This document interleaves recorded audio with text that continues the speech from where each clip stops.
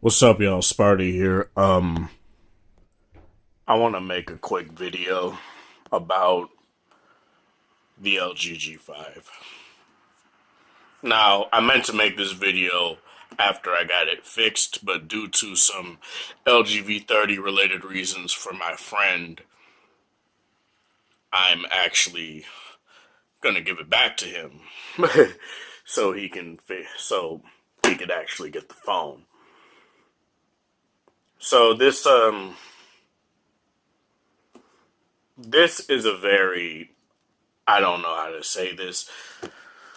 This phone is a very controversial one in a lot of ways. For one, it was a phone that was critically panned by reviewers in light of, the potential that the phone had and the phones that were released around the time that it was released. And specific features that other phones had that it also had, but had done it better as well. I want to talk about the reasons why I think that the LG G5 is LG's misunderstood flagship. Not necessarily a hated flagship.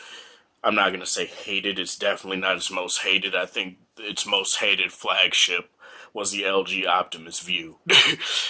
I think that was, and the View 2. I think those were its most hated flagships, period. Because reviewers that decided to pan this phone only really panned it due to the fact that it didn't feel like everything else on the market. It has build issues, build inconsistencies.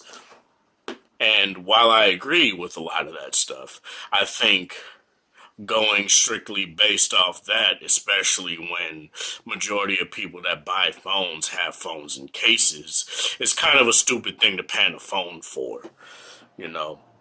Saying, oh, the Samsung Galaxy S7 is so gorgeous, but then followed up, it's fingerprint prone. Like, I'm not gonna get into a rant video right now about tech reviewers constant, pandering to how a device looks rather than how a device functions.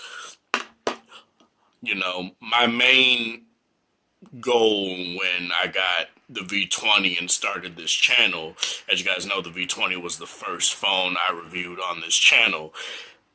It was to go against that norm. It was to show people that there's more to a phone beyond just the sheer look of it. Now, I can't turn this phone on because of the simple fact that the screen is super fucked up. And I'll show you guys here. Actually, you probably can't really see it right here, but let me brighten the image up for you. As you guys can see, my friend dropped this and it fucked the screen up. So it's the screen still works. It doesn't work in like a very specific portion of the left side of the screen, but it still works nonetheless. Now, I'm not saying that the LG G5 is a perfect phone. I'm not saying it was the best phone of 2016. It definitely wasn't. But that crown to me goes to the LG V20. And if I had the Note 7, that would be the close second. Or they would be tied. But the LG G5 is something that I think is a phone that deserves recognition for trying something different one last time. You know, sure, it failed at it. Sure, the modularity concept and LG's friends didn't work out so well, despite the fact that there were accessories that actually did come out that support the LG Friends ecosystem. But those things are something that you can't necessarily just say is specific to the G5 because they work everywhere. From the LG Cam Plus to the B&O Hi-Fi Plus DAC that couldn't come to the stateside because of some FCC regulation shit. That's what really hamstrung the phone. Did I care about what? Did I care about having to remove the battery, put it back in, and reboot the phone every time I had to, I wanted to use a mod or a friend? No. A lot of people did, though. And when Motorola came out with the, Moto Z, and the it pretty much shat on the G5 in every specific manner. And it's like, I get that, but there are a lot of things that LG did to keep its DNA intact as well. Like, it kept the removable battery. Now, this isn't my original unit. My original unit had very, like, it's not something that bothered me really, but it had an issue where the bottom left towards, I'm sorry, I'm using manual focus right now, where towards this button it would pop. It would automatically just randomly pop out of nowhere. Now my friend's unit is more solid than mine, so he didn't have that problem. There'd be like bubbling. Now this little bubble you see around it is not the problem. But you can kind of see like lines, a very minor line right there where obviously it's not the coating that they put on this was not necessarily the best. And they didn't do the best job of making sure this was quality controlled. I get that. But let me tell you why when I appreciated this phone even more when I got the Galaxy S7. Now, as you guys probably know, when I got the S7, I initially kind of shat on it. Mainly because the the firmware I flashed kind of fucked it up and made it overheat constantly, made it do all this shit. Then I reflashed some shit so I could actually get official updates and stuff, and it worked well. It worked fine. No overheating aside from the consistent thing that when I record like back to back, that phone would still get hot as shit. That phone would still get slow as shit. And I think my problem with these reviewers is that they look just at the fucking aesthetics of a phone and just think, oh, it's good because it looks nice. Oh, it's good just because it has an AMOLED screen. Oh, it's good because this and that. When Samsung omitted quite a bit of shit, too. They didn't have USB-C, right? They didn't they didn't have the best battery life. Like my S7 died within like 3 hours. Whereas this phone lasted at least 5.5 hours with a smaller battery. Games would play better on here. The overall user interface experience would be better on here. The speaker was louder on here. A lot of shit was better on here than it was on the S7. Software-wise, it has the same hardware, essentially. Snapdragon 820, Adreno 540, 4 gigs of RAM. It has all that shit. But Samsung's skin, even to this day, has problems of RAM management, has problems of a lot of stuff that they just can't seem to figure out. Sorry, I'm out of focus. But for some reason, these reviewers decide, oh, it's Samsung, so I have to cocksuck, right? And I'm not saying that the S7 is a terrible phone. I do like the phone a lot. I really do. But it seems that now, with the Note 8, they're playing the fucking fiddle of, oh, just because it didn't blow us out of the water, it's not a phone worth getting. There's a lot of reasons to get this phone. I personally think this phone, in a lot of ways, is one of the reasons why I stick with the Note line. Like, I don't care about, oh, it doesn't look different. I don't care about shit like that. Like, I don't care about, oh, it doesn't innovate. No phone truly innovates in any sort of like groundbreaking way any anymore, because it's hard to do, you know. They tend to do it through software now, which I actually want to make a video on. I want to make a separate video about innovation in itself, so I'll do that later. But I want to talk about my issues with how reviewers handle this phone, you know. Just because it doesn't feel like an aluminum phone does not mean it's not an aluminum phone. Like, just because it's not glass does not make it a piece of ooh. Like, it just feels cheap. It feels like garbage because it's not glass and because they see what the landscape is. They see this and that. And I'm like, who cares? Like, just because Samsung is fucking doing it does not mean everybody has to do it. While I'm playing with the Samsung fast wireless charger right now. But, yeah. There's a lot of reasons why this fucking phone was like, again, it's not my favorite phone. Later down the line, when I got the V20, I realized that, yeah, sure, the LG G6, G5, these names are confusing, man. It's not the greatest phone. It's not. It's still a good phone. I would still recommend it, but it's not the phone to get if you want an LG G series phone. If you want an LG G series phone, get the G6. But what I'm saying is, this phone is not a bad option if you want something on the cheap, you know.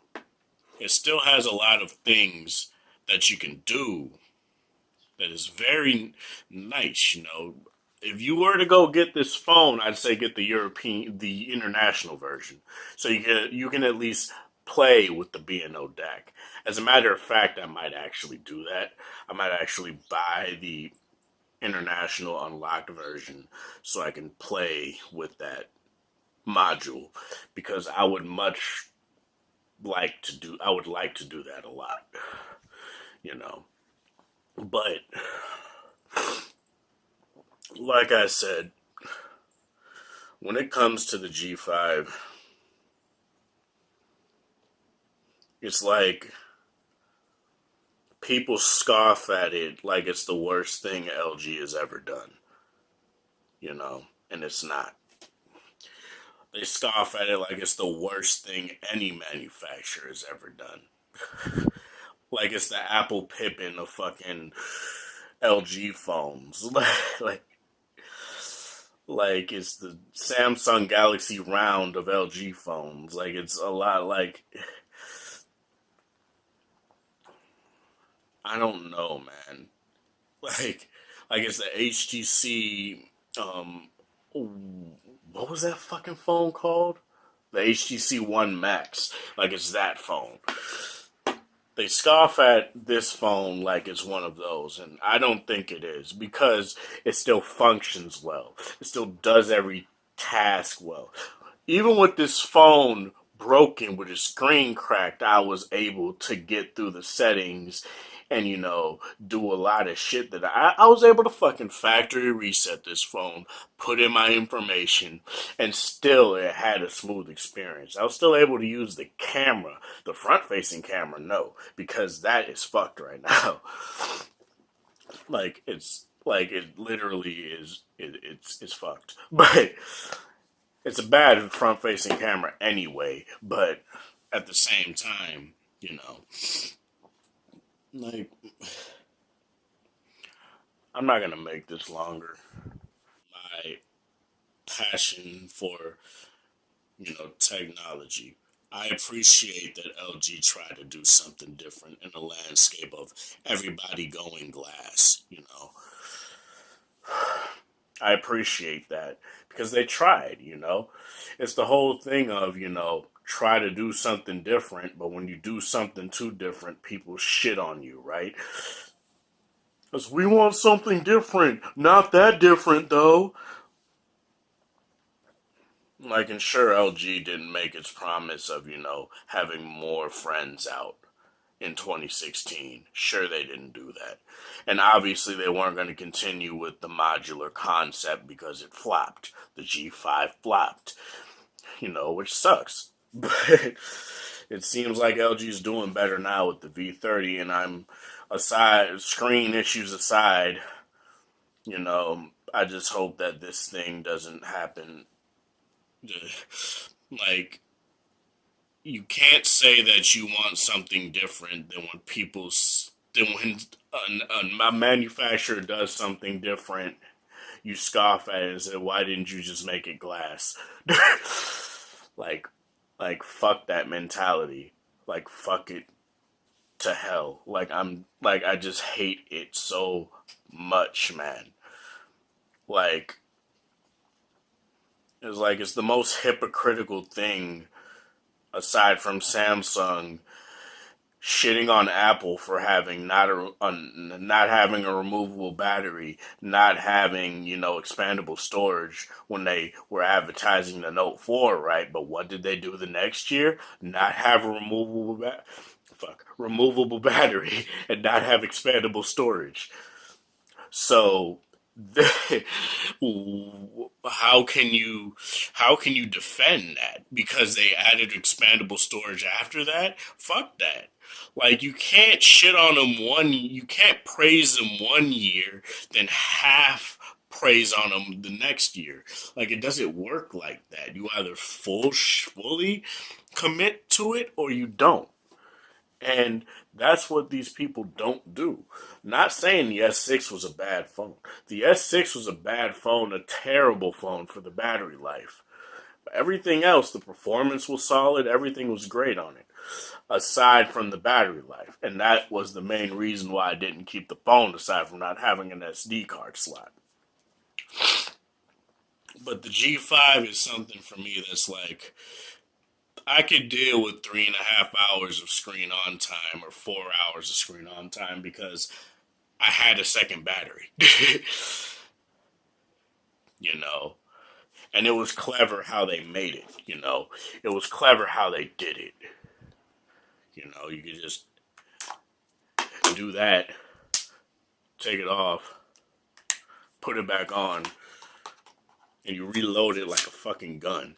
Like, it felt so satisfying to do that every time, and it doesn't feel any different, and that's what I like about it. It feels different in the landscape of just like, similar, pretty much identical phones, aside from like differences that are like, oh, it just runs Android, oh, it just runs iOS, oh, it's a Samsung phone, oh, it's a Google phone, oh, it's an LG phone, oh, it's an HTC phone. That's all you hear now.